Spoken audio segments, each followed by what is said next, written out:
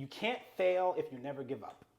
So as long as you are staying at it, no matter how long it takes, could take years, most likely will take years.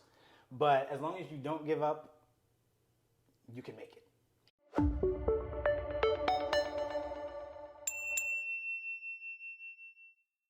Welcome back to It Takes a Universe. Today we have writer, director.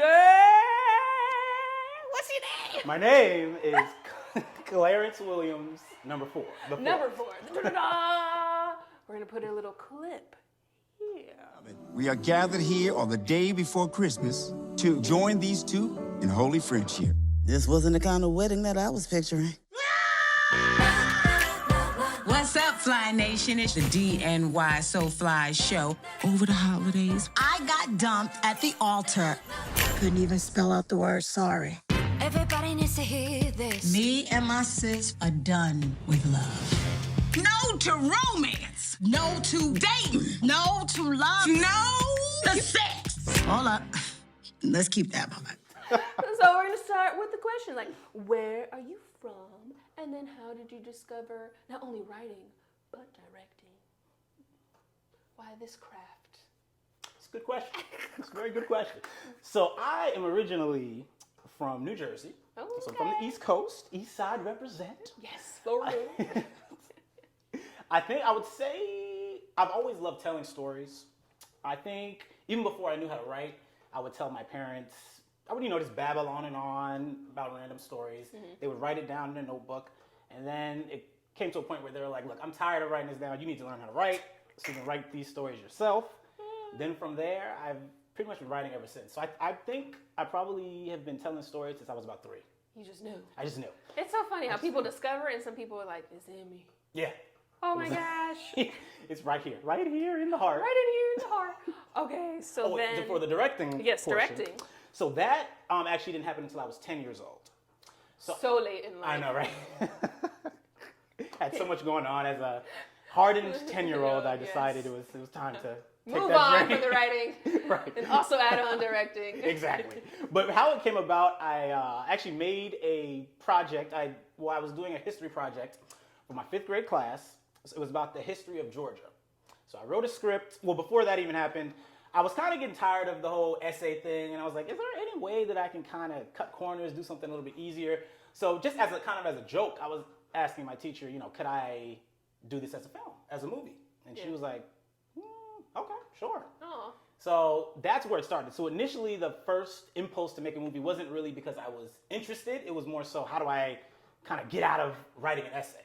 Yeah. But then I ended up having to write an essay anyway because I had to write a script to go along with the movie. But I found that to be fun, kind of creating a world, creating different characters. So what ended up happening was I wrote a script about the history of Georgia. It was about like a woman who was talking to different people that had different points of views about different time periods in Georgia. And I played all 3 of the different characters. My mom was the main interviewer. And it was of course, this is another film that no one will ever see. So we'll never see the light of day because it was not a good movie. But making that movie, I think it was a special time for me because I was able to, this was like my first time articulating my vision and coming up with a story from beginning, middle to end. And I think, even while making the movie, I knew it was fun, but I didn't think it was something that I wanted to do seriously until I actually, not performed, but I presented the movie to my class, my 5th grade class. And I'm just kind of watching my peers, my teacher, everyone watching the movie like, oh, wow. They would laugh and, all that stuff. And I think at the end of it, a lot of people were kind of just clapping their hands and, Clarence, you did all this? And I was like, yeah. Little 10-year-old me just like, yeah, I did. I mean, of course, my mom helped too. Shout out, Mom. Shout out, Mom. But it was, after that, I was like, you know what? This is kind of fun. Maybe I could do this for real. And ever since the age of 10, I've decided this is what I want to do. Haven't done anything else. So this has been like my dream, my passion, and I can't see myself doing anything else. That's wild. All right, 10 years old, then we fast forward. Well, since you're 10 now and you're deciding that you're going to do this, who were your inspirations growing up now that you're 10? You're like, yeah, I'm going to write and direct. Who were you watching that you're like, yeah, he's doing it, she's doing it, I'm going to do it? Well, the funny thing is, I feel like a lot of times, filmmakers, artists, you have people, or you have movies that you kind of grew up watching, or you have people that you grew up idolizing, and then it kind of shifts. You kind of grow, your interests, your tastes change a little bit, and you get into, you find other people or other genres of movies that you're interested in. But for me, I pretty much like the same things, the same filmmakers since, once again, that 10 years old. That was like the age where I just was immersed and absorbed myself in so much film and television. So I think for me personally, the directors that have always left an impression on me, or my favorite directors, are Spike Lee. Shout out Spike Lee. Hello. Actually, quick little story about that. I met Spike Lee when I was 9 years old. What? See, the 9, 10. I know, yeah. Well, this didn't really have a happy ending. Oh, But so I met him. I was in New York with my parents. We were seeing a play. I believe it was King Hedley II, the August Wilson play. It was, the funny thing is, I don't really remember anything about the play because, 9 years old, I didn't appreciate August Wilson at that. Yeah, I didn't appreciate the magnificent playwright August Wilson. So I fell asleep during pretty much the whole play. But I remember waking up during intermission and going to the bathroom, coming out, and I see like this guy with the Knicks gear on, and my mom was like, "Go speak to him." And I'm like, "I don't know that man." And she looked at me like, "Go speak to him." So I went over to this guy. I didn't know who he was, and it ended up being Spike Lee. Now, of course, at the time, I had never seen a Spike Lee movie. I did not know who Spike Lee was, but I spoke to him. I said, "Hey, I wanna make a movie." This is actually when I was 9 years old, so I didn't even really, once again, know about the whole movie. Right, it was thing. until 10. I was just saying things. I think my mom had mentioned that he's a director, so I just said, "Okay, yeah." I'm telling him I want to make movies too. He told me, look me up when you turn 18, and I turned 18. Never heard from Spike. I mean, hey, Spike, what's up, man? Like, I reached out, didn't hear anything. I'm not gonna take it personal. I know you're busy and stuff like that. But anyway. So I'm taking it personal. I know, it's a little bit. Ooh, that's here. But yeah, so I met him, and I think he was the first filmmaker that I started watching and actually studied like his directing style, his use of color, the actors, the dialogue that he wrote. And of course, as a 9-year-old, 10-year-old, you shouldn't really be watching Spike Lee films. It's a little mature, but I think I learned so much. And from there, I wanted to see like what other filmmakers are out there. And then from there, I discovered John Singleton, who's another one of my favorite directors. There's also Kevin Smith. I'm a big Kevin Smith fan. Once again, these are all filmmakers that 10-year-olds shouldn't be watching, studying. But hey, my parents were cool like that. They let me watch these very hard R-rated films. But I learned the hard, emphasis, all caps, H-A-R-D, hard, R-rated films. But I was just blown away. And I watched, I can't even tell you how many times I've seen all these movies. My wife, she gets so annoyed when I'm like, "Hey, let's watch a Spike movie." She's like, "Again, we've seen Do the Right Thing." World. Right, like anyone else, I'm just like, I can't help it. It speaks to me. It speaks to my soul. So that's kind of how it started. And then from there, some other directors that I love, Richard Linklater. You familiar with Richard? Okay. Well, hey, let me school you real quick. So have you seen Dazed and Confused? No, guys. It's okay. School of Rock? Yes. Okay. He directed School of Rock. He's known for making more. He's actually made some commercial films, but his specialty is character-driven films, dialogue-driven films. So he did the Before trilogy, which is about just kind of two people spending an afternoon together talking about philosophy, getting to know each other. So his films speak to me in a different way because I feel like he really illuminates the human experience.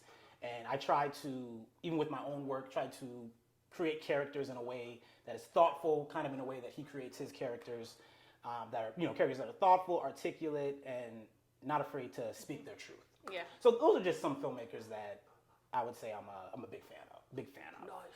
Nice. And then you went to Carnegie Mellon University. Why this school? Why this program? Because I'm not familiar with directing programs or, why California? And how's your experience there?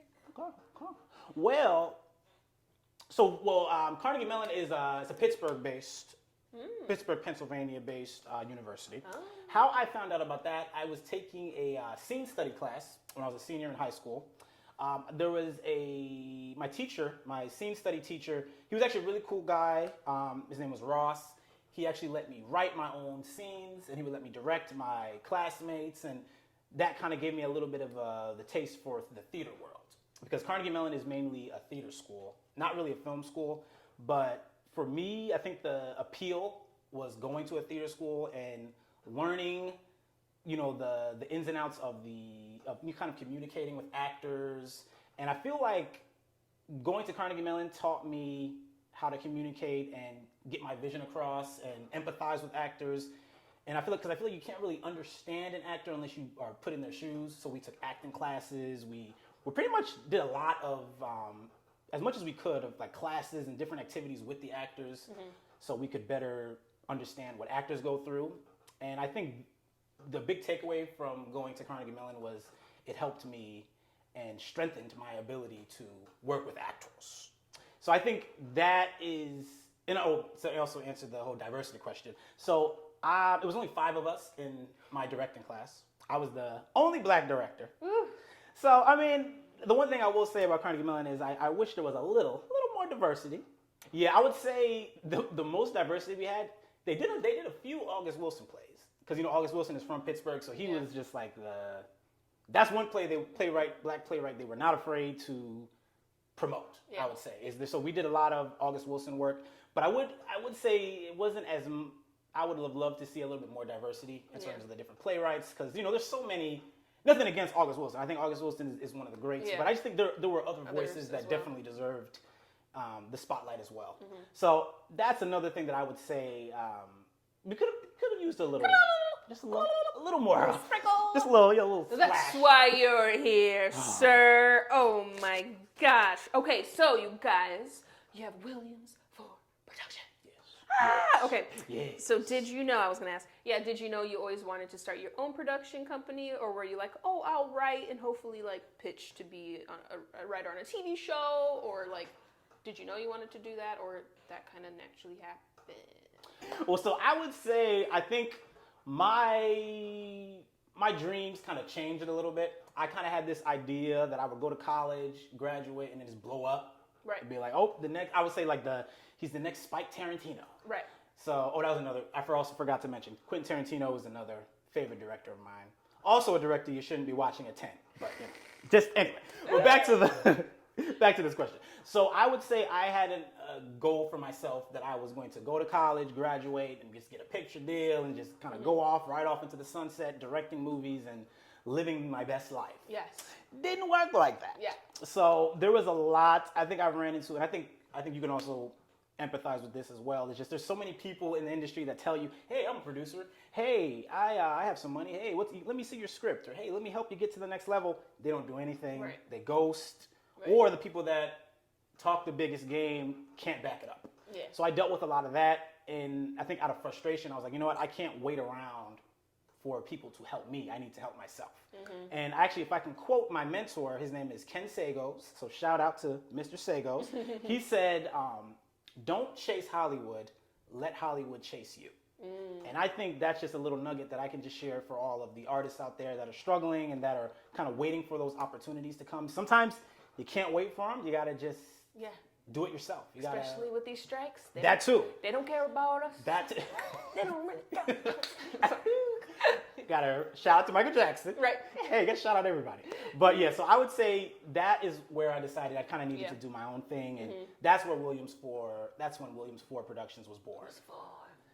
That was back in 2015. So So now you have this production company, but let's just list off some costs. Camera gear, hiring crew members, paying the cast, food. That's expensive. So, but you're doing it. So if someone's like, okay, you're saying don't wait. You're saying just to create the company and how do you do that?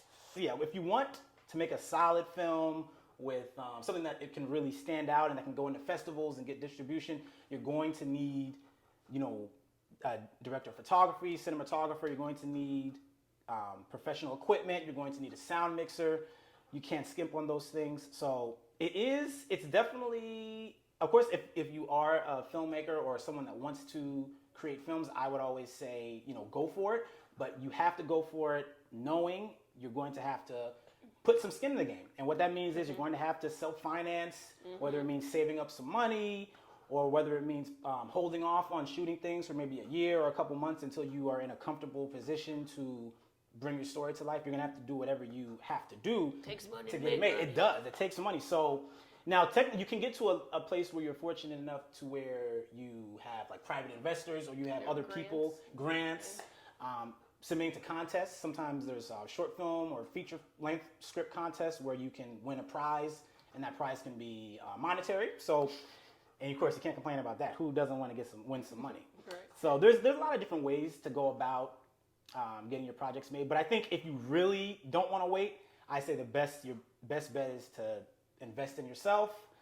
And of course, there's people that are willing to, of course, we don't want to lowball anybody, but there are people that are artists that are like you, that are in a similar position, and they understand, like, I can work for this amount, and as long as it's not, don't go lowballing people, because that's what this whole strike is Right. for. We want to make sure we pay people what they are owed and what they deserve. But a lot But of people times, also know you're not a billion-dollar network. right? Like the indie level is a little bit different. So I think artists are more accommodating. So I just feel like communicate properly, tell people what you're looking for, and I can guarantee that you'll find someone that is willing to be a part of your project. But just make sure you treat people with respect.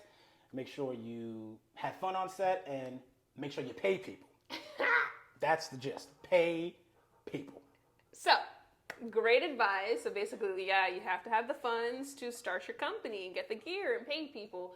How do you know what festivals to submit to? Is it anything you're submitting to? Is it specific ones? How do you find them? Isn't it like a cost per festival? And then also, like, this is not to sound rude, like, also, what is the point of submitting to a festival, right? If people don't know, like, okay, I submit to a festival, either I'm nominated or I win something, and then what kind of happens? Like, what's the reason to submit to festivals? All good questions. Give us the answers. Well, I don't know if I have the right answers, but so I think when it comes to film festivals, you can submit to film festivals for a lot of different reasons. Some people, you kind of just want the opportunity to screen your film for friends and family, and there's nothing wrong with that. There's also, you want to submit to a festival because you want to network, you want to connect with other filmmakers, potentially find a producer that may want to finance or maybe may want to work with you in the future. You may also want to go to a film festival because you've never been to one before and you just kind of want to experience it and see what it's like. So I think for me personally, how I approach film festivals is I want to get my film out to people that might not watch it otherwise, or that might not be aware of the films that I'm creating. I also I think there's something special about kind of just being on a block of shorts with filmmakers that are kind of like-minded, that also kind of put their blood, sweat, and tears into creating something, and then just kind of sitting in a theater watching and listening to the audience reaction. People, whether they're laughing at the film, crying, gasping, not that, just having a good time. I think that's a special part about being a filmmaker. Then in terms of how to find film festivals, I say Film Freeway is a great website. They have it's an entire encyclopedia of different film festivals, depending on, and also they go by price range. So if you don't have a huge, big budget, you can put, like, you're looking for free film festivals. You can get, a big list of free film festivals. If you have a little bit of bread, you can put, I want to spend $100. Not saying you have to, even though some festivals do cost that much, but not saying you have to spend that much. But if you do have a little bit more of a budget, you can put, $100, and they'll tell you all of the film festivals in that price range as well. So I think, and then also what you can do.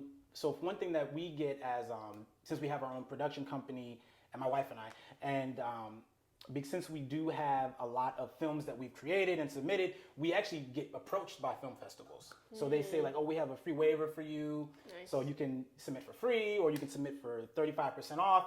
So it's all about building up body of work and having a lot of content behind your belt.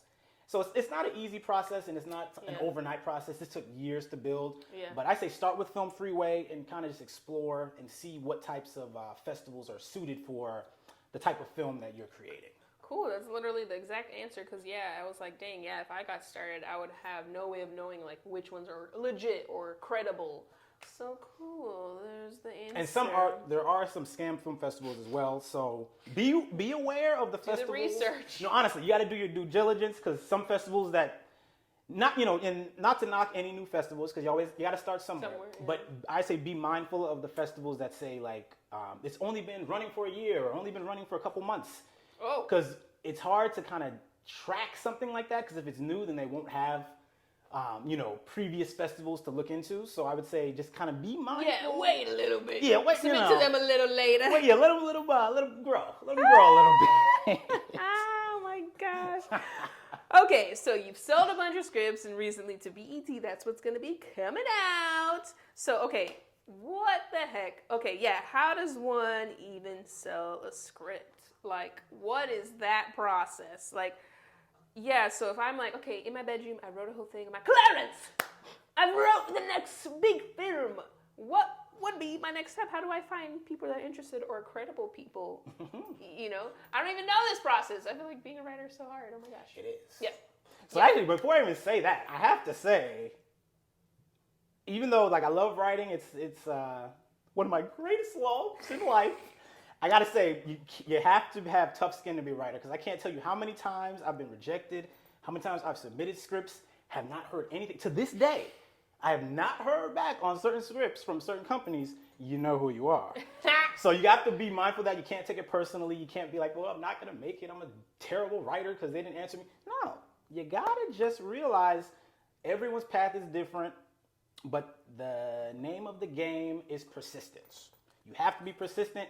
You have to never give up. Mm-hmm. So I just had to say that first because Yes. Because the life of a writer is very, very hard. But Yeah. I will say there's a lot of different ways to go about getting your script sold. But I think the main thing is you need, if you're trying to get, like, for example, selling it to a company or a studio, you will need kind of like a middle person. Mm. And what I mean by that is either whether it be like an agent, a manager, or a producer, someone that's already connected. Right, someone that's already connected into that world. Because unfortunately, unsolicited scripts just not going to happen. They ain't seen them. No. So if you have a script and you're like, I want to get this to Paramount, if you don't have any connections, I'm sorry, it's not going to happen. Mm. So you do need, so that's why networking is important. Also, kind of just speaking on creating your own work as well, because I feel like before someone can take a risk or a gamble on you, you have to be able to take a risk or gamble on yourself. So what's happened, and for me personally, is all of the short films that I have made, just kind of posting them online, different film groups, I was actually approached by a film producer. And at first, it was one of those things where, I was like, okay, you're a producer? Right, like, okay. But I ended up building just talking periodically. They would reach out to me, say, like, I like this short that you made. Let's keep in touch. And of course, once again, okay, we'll keep in touch. But little did I know, one day I received a message. This producer had actually produced a project, actually co-produced it with Spike Lee. What? And it was available on Apple TV. So he sent me an article and I was like, wait a minute, you produced this? So of course, what did I do? I went on Apple TV, I found the movie, watched it, and I'm just looking, I'm like, okay, let me look at these credits. Let me see if his name is in the credits. And I see executive produced by, and I was like, oh. So he wasn't lying to me. Okay. So then my whole mindset changed, and I'm like, okay, so he's actually legit. Yeah. So then from there, we kept in touch still, and this time I was much nicer. I'm like, okay, hey, yeah, I got this project. I'm always, I'm writing scripts. I got features. I got this. So it eventually came about that he was looking for a Christmas script. Now, of course, I had never written a Christmas script ever, but I said, yes, I got a Christmas script. Let me get that for you. So it started with the treatment. So I wrote this treatment as fast as I could, send it to him. He forwarded it to, because he actually has a connection with BET. So that is how for this story, that's how my script got into the hands of BET, was through this producer that has a working relationship with them. So it started with BET expressing interest in the treatment. And then from there, I was just kind of mind blown. I'm like, whoa, like I was used to getting rejected. Like, oh, we don't want this script. We're so jaded. I know, it's like. Yes? Oh, you like okay, yeah. Right, like you like something that I created? What? I am the chosen one. Yeah. So that's how it started. It started with being interested in the treatment. From there, they wanted to see the script. So I sent over, I actually didn't have the script, but I said I had the script. Because that you got to do that too, writers. Like you Take can't notes. miss opportunities. So if they tell you, "Do you have an action script?" Yes, I do. You staying up 24 hours. Yeah, exactly. You better stay up, write that script, finish it, and send it in time. So that's what happened with this. I was like, yeah, I got a Christmas script, you know. Okay, we'll send it over. Okay, well, wasn't expecting that. So what I did was I was like, I'm gonna touch up the script a little bit. And what touch up the script meant is I had to write the script from scratch, which I did, feature length in 2 weeks.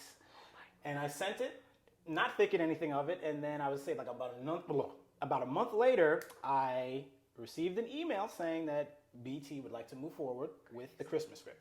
And that all just happened because I took a chance. I'd never written a Christmas script in my life. I never saw myself writing Christmas scripts or TV movies, but now I'm in this. So many already. There literally is so many. Lifetime. Shout out Lifetime. But Who primarily hires white people. So it's nice to see a black writer with a black actors. Gotta represent the culture. But so that's kind of how it started for me. It was just I took a gamble on myself. I said, you know what? I've seen enough Christmas scripts to kind of know the formulas and to kind of know.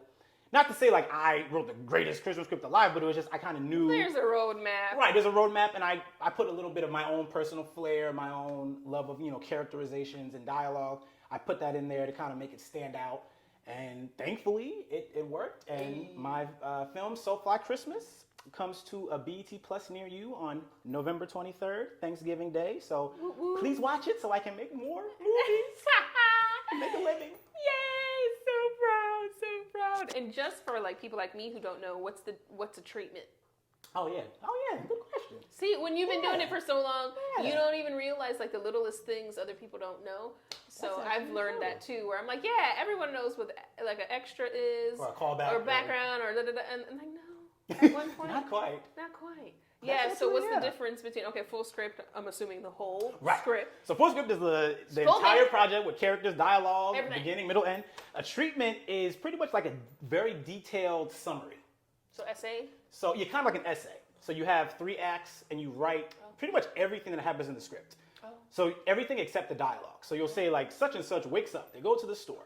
They meet their friend here who they had a bad relationship with, but so you're pretty much outlining everything that happens in the script in as much detail as possible, just so potential producers or investors can watch the film and kind of get it. Well, not watch the film, can read the treatment and say, oh, okay, I can see this. I can see how this story is going to go. So that's pretty much what, in a nutshell, what a treatment is. Okay. So now, I don't know if I even asked this to you. Like, how do you even set a price for selling a script? They just offer you a number and you're a new filmmaker and you take it? Oh, okay. Yes. Let's just be real. Yeah. I booked a Netflix thing and I was like... It's pretty much they'll give you an offer. Well, I think it also depends. I think that's another thing. It depends on who you're working with. So like certain companies, they have set rates or prices for what they pay writers. Okay. And they'll tell you this is what the price is. Take it or leave it. Sometimes you can kind of negotiate and say, well, give me a little more or give me a little less. I hope you're never asking for a little less, but who knows? Right. So there's certain opportunities where you can kind of negotiate, but generally speaking, especially for TV movies, it's like this is the price. Okay.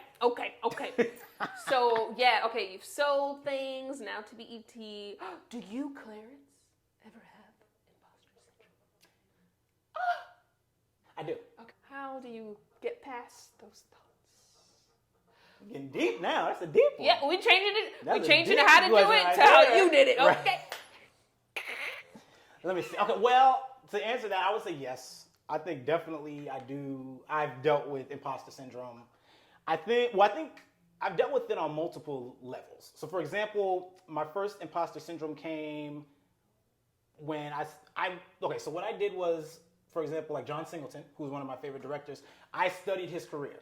So I saw that when he was 21, right out of film school, he was able to get Boys in the Hood made, which is, one of the greatest movies of all time. He got Oscar nomination for screenplay director, and he did all this by the time he was like 23. Yeah. So I think in my head when I was 22, I was like, wait a minute, I'm not like that. I'm not gonna get that. So that's one angle of the imposter syndrome. It's like, should I even be doing this if I'm not blowing already up? Accomplished. Right. If I'm not Oscar nominated by the time I'm 23 or 24. Right. So there's one. And I think the second imposter syndrome came from kind of gaining, I guess you could say, success or a minor level of success with like selling scripts. When I sold my first script, it was kind of like, really?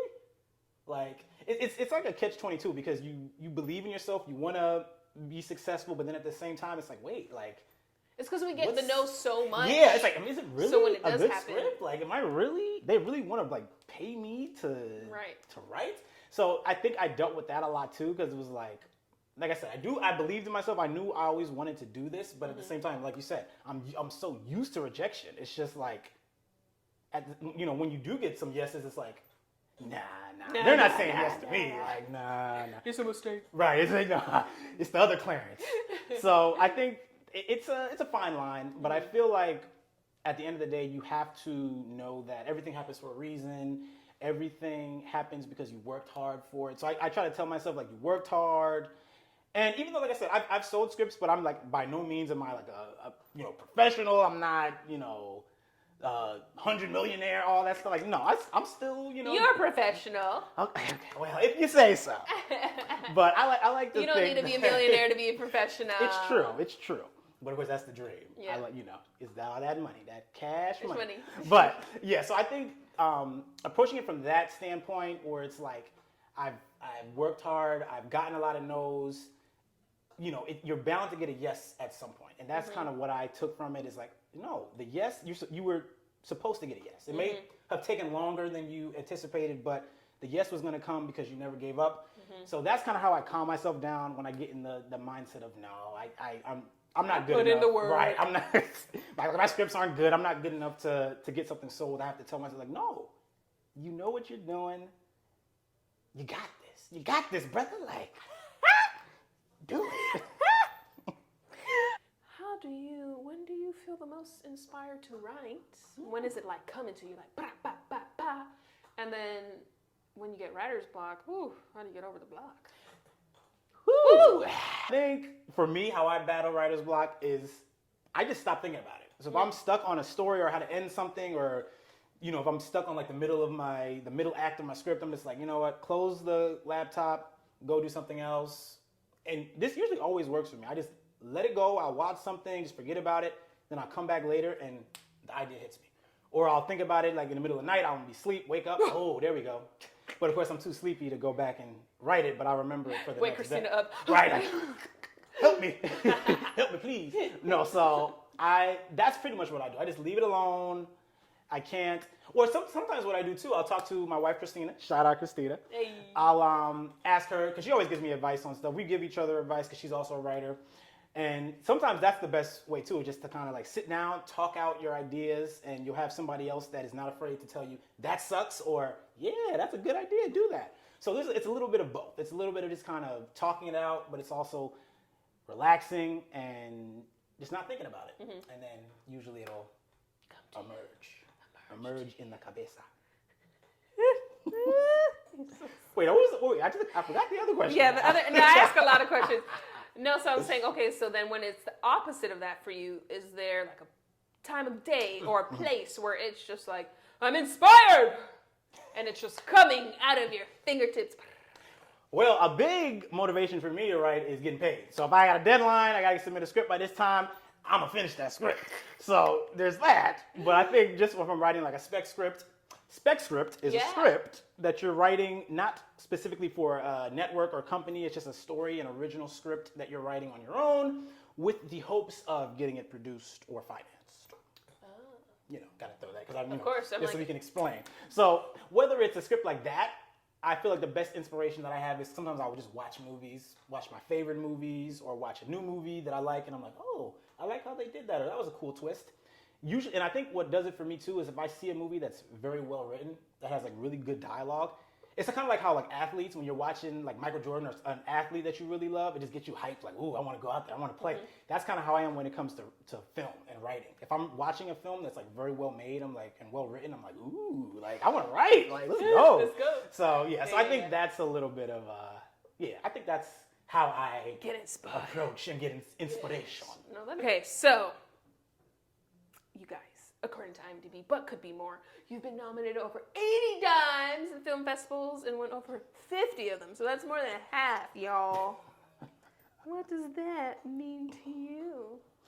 Well, see, I guess when it comes to the award thing, I'm not like I'm not That's not the goal. right. Like I don't create things because it's like, oh, I want to win something. Yeah. I want to, but it's always nice to be like, oh, really, like Your peers. right? Like it's like it makes it all worthwhile because it's like, oh, something I created or something I made has done well or has received accolades. But honestly, even more than winning awards for my own personal work, I like seeing like actors that I work with or that I direct, when they win awards, that's like, yeah. My heart. Yeah, it's like, like you did it, you killed it, like let's go.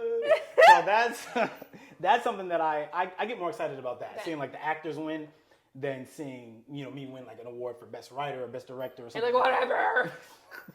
To give it to the actor. Just give it to the actors. They deserve it all. You're No, you made it. Oh my gosh, you No, deserve but it. a movie Oh is my nothing gosh. without the actor. Oh my The gosh. actor brings the words to life. I mean, Oh my gosh. you understand. I understand all parts, but I always feel like at the end of the day, it's the writer. You made it.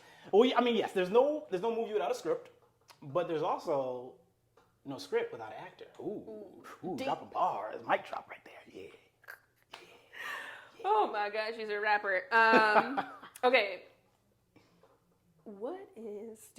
Myths. I feel like there's myths about every job. Ooh. What do you feel like is a true myth that goes around about being a writer-director? And what do you feel like is a false one that you want to like debunk? Well, one myth that I would like to confirm is that, and this may be a little bit of a mood killer, but that being a writer-director is depressing. Yes, it is upsetting. It's frustrating. All that is true. Yeah. So it's like, that's why I love this industry. Gotta love it. I love it, but I can't just sit here and say it's all roses and picnics and barbecue sauce, and it's not. Barbecue. I do like barbecue sauce, but it's not like that. So there are going to be a lot of times when you don't hear from anybody. Like even right now, there's a SAG strike going on. We literally just ended the WGA strike, so there are a lot of bleak times as an artist.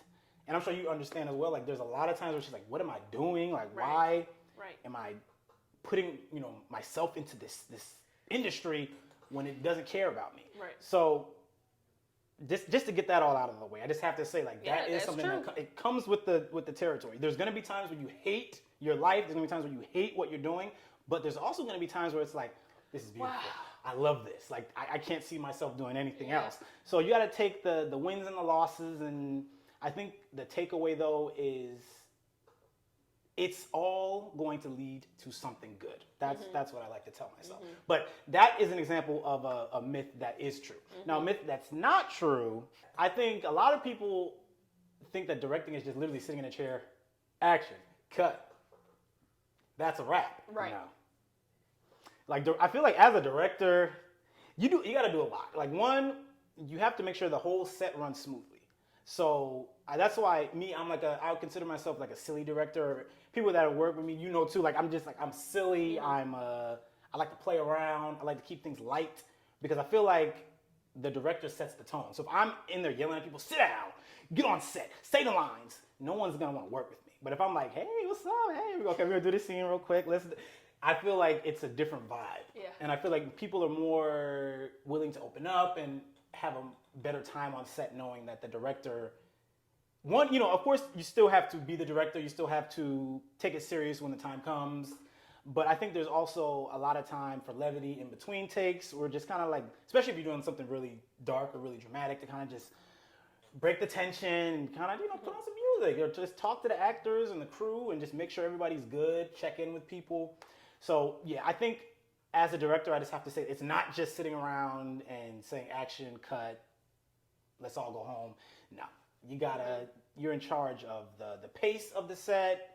You're in charge of making sure everybody, the crew, the actors, everybody's feeling good, everyone's getting along, and everybody is ready to come together, excited to come together to tell a story. So the director is kind of like a mediator, kind of like honestly like a parent in a sense. It's kind of like mom's home, dad's home, like let's have dinner, and the dinner is the movie. So I don't know, that's just an analogy. I went with it. So. But yeah, it's not just directing the acting; it's basically directing the work environment. And if it's a movie for months, if not like a year at a time, you're gonna be seeing them every day. No need for tension. No need for tension. Okay, so that's they doing the work. Okay. When you, maybe in college, when you first started versus now, or maybe even since you've networked and you do all these festivals, do you feel like you've seen more writers and directors of color in 2023 versus when you started? Or do you feel like it's still the 10 of us? That's like,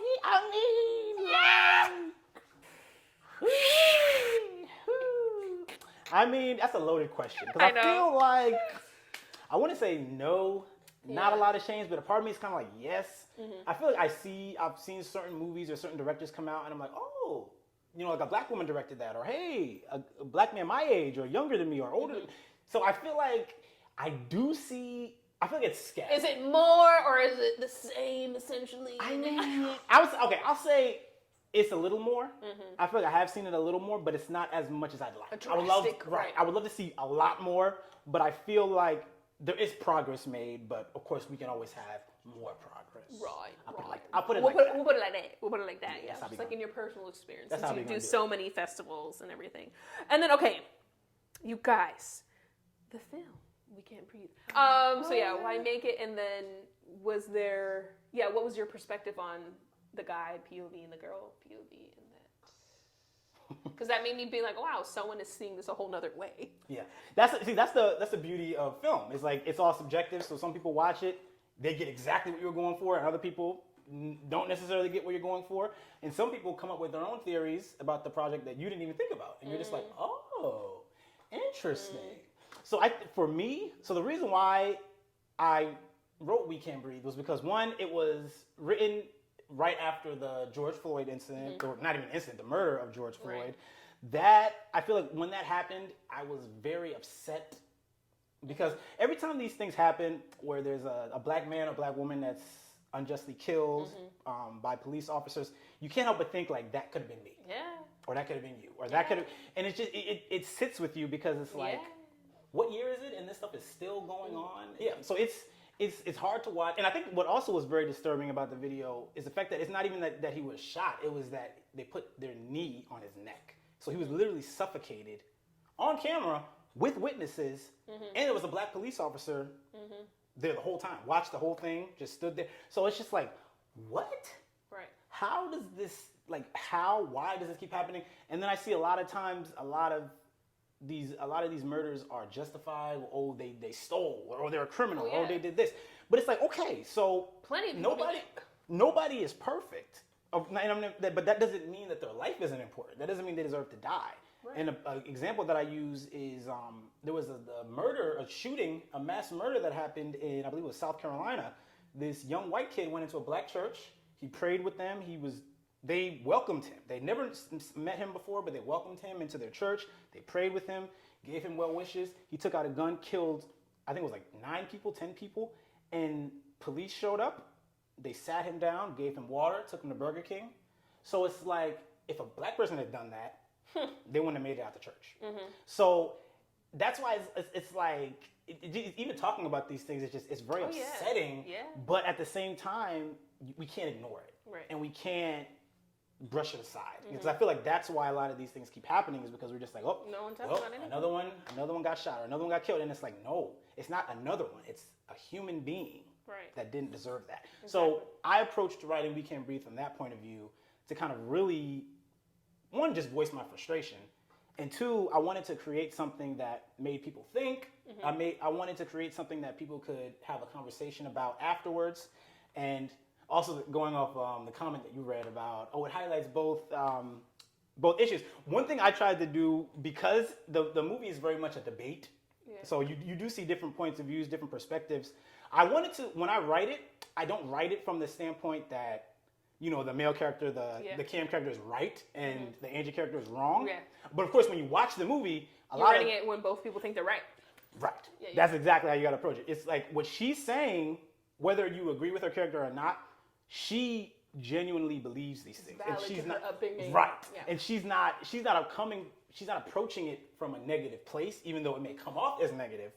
And I think I also wanted to tackle the whole issue, not even issue, but the whole fact that this character was biracial, but she was only raised by her white parent, and how that affected her mindset. Because if you're growing up in a household with someone that never had to acknowledge In a neighborhood. their own right. If you're surrounded by white people, you're growing up in a world where someone does not have to acknowledge white privilege.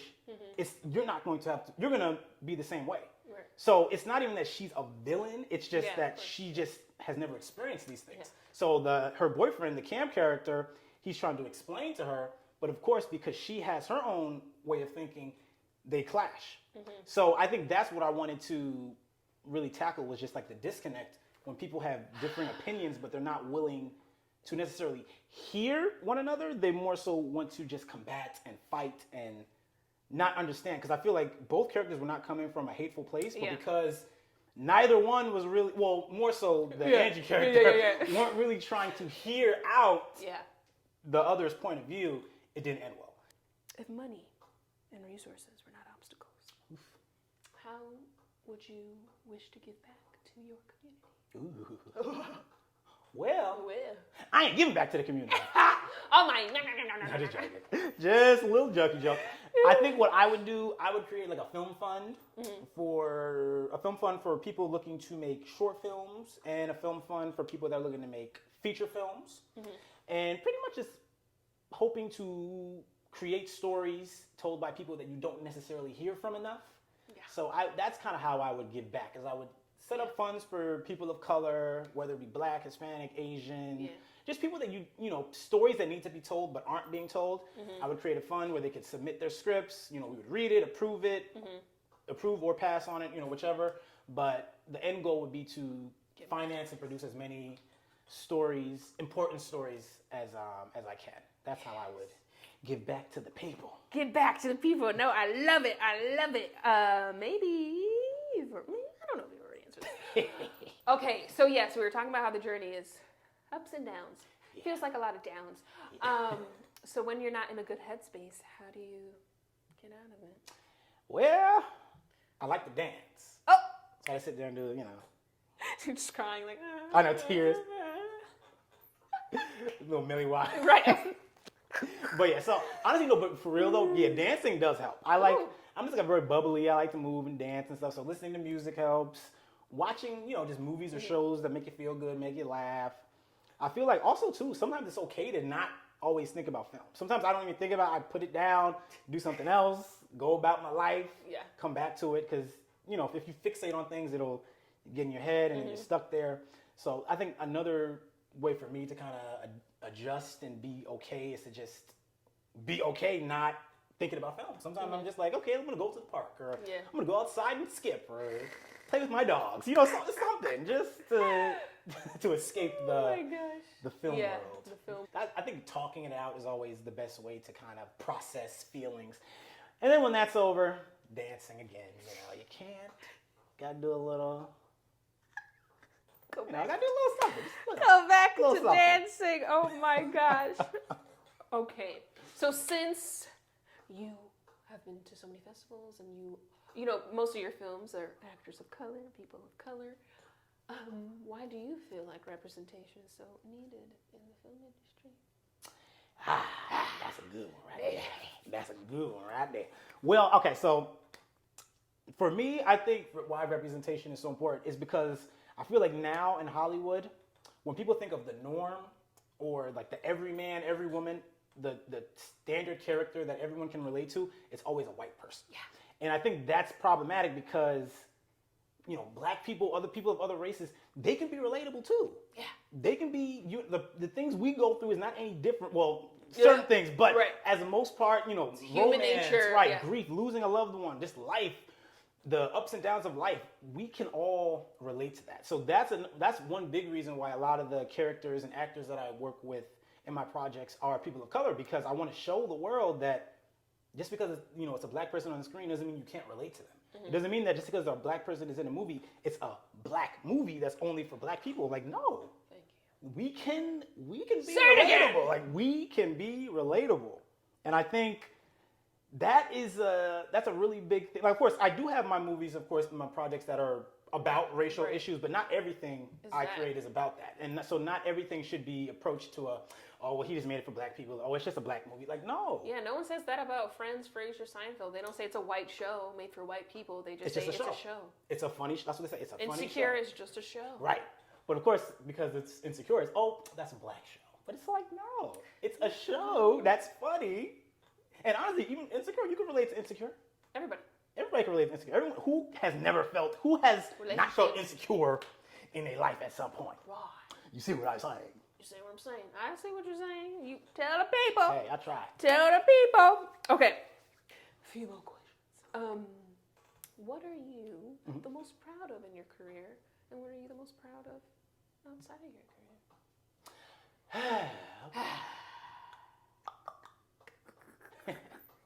Well, I think, what am I most proud of? I won't say it's one thing in particular in terms of career. I think I'm just proud of consistency. Yeah. I'm proud that pretty much since I've graduated college, I've been able to make a movie, because I moved out here in 2015. So as long as I've been in LA since 2015, I've always filmed something. Whether it's one project a year, 2, 3, 4, however many, I've always done something. I've never gone a year being here in LA where I have not created something.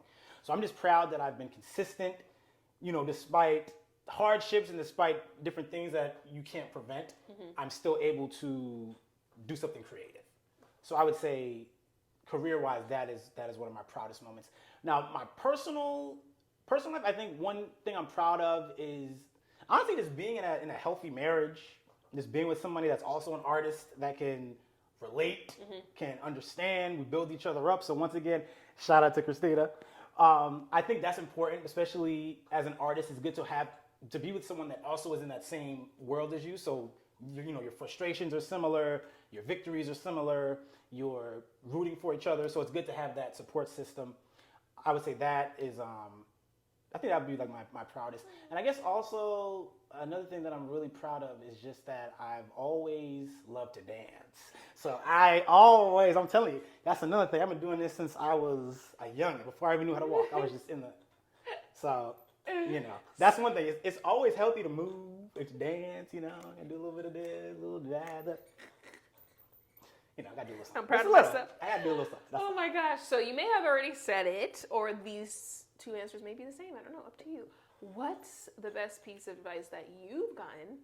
And then what's a piece of advice that you want to give upcoming filmmakers? So the best advice that I received was that advice from my mentor. Yeah. Once again, shout out Mr. Sagos, is to don't chase Hollywood, let Hollywood chase you. So, and I think that's important because, like I said, it's always good to not wait around for someone to knock on your door and say, hey, I'm an opportunity. It doesn't work like that. You're going to have to get out there, create your own work, submit to different festivals, upload your films online, kind of build your own audience. And the more films you make, the better you'll become, the more you'll learn. So I think that's always important, to just chase your dreams for you. Don't chase your dreams for anyone else.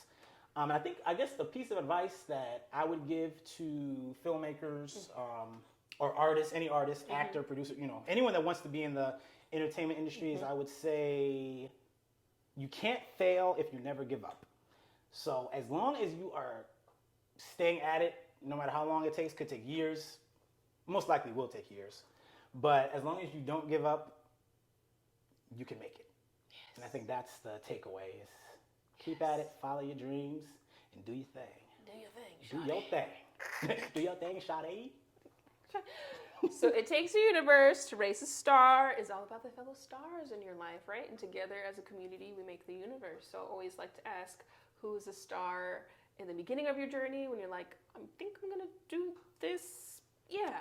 And then who's a star recently in your journey? BET sold a bunch of scripts, won film festival awards. Hello. So from when you're first starting a star in your life to the recent star. Well, I always gotta start with well. You gotta say, oh, well. I would say, in my early life, I'd say my the biggest stars in my life were definitely my parents. Oh. Because I wouldn't be where I am without them. They believed in me even when I first told them I wanted to be a filmmaker. They never said why, or no, you need to get a real job. They believed in me. They bought me my first camera. They acted in my movies. So And I think it also is, it's really special for me because, for example, like my dad, he passed away back in 2017. So he actually has not, well, I know he's watching from above, but he hasn't been physically here to see like the success. And he's always been one of my biggest fans. So he always would, I'd call him on the phone. He'd be like, "Hey son, and I'm so proud of you." So I think my parents, my mom and my dad are, and also one thing just to say too, so the main characters in my Christmas film for BT are actually named Clarence and Dion. So it's not Clarence named after me, it's actually named after my dad because I'm the fourth. So I was named after Clarence. So the main characters are named after my parents as a way to be like, I love you. Aww. So yeah, so I think in my early life, definitely my parents. And I think the biggest star of my life now in later life is definitely my wife, Christina, because she pushes me. She's not afraid to say like, you could write that scene, you could write that better, go do it again. Or, you should do a film about this. So I think she's always been in my corner, and I feel like I'm a better filmmaker, a better writer because of her support and because of her knowledge and wisdom. So yeah, she's definitely been a true rider, true star. So those, but yeah, so those are definitely some people in my life that I'm just like grateful. Thank you, thank you for being there for me. Where can they find you online, your projects, whatever you want to shout out? Where can they find you? You can find me on the street. How about that black guy? No. You can follow me on two places. So on the gram of Insta, you can follow me at C4. So it's the letter C, THE, and then the number 4. Or you can also follow me on Williams IV Productions. So that is Williams, the number 4, Productions. Thank you very much.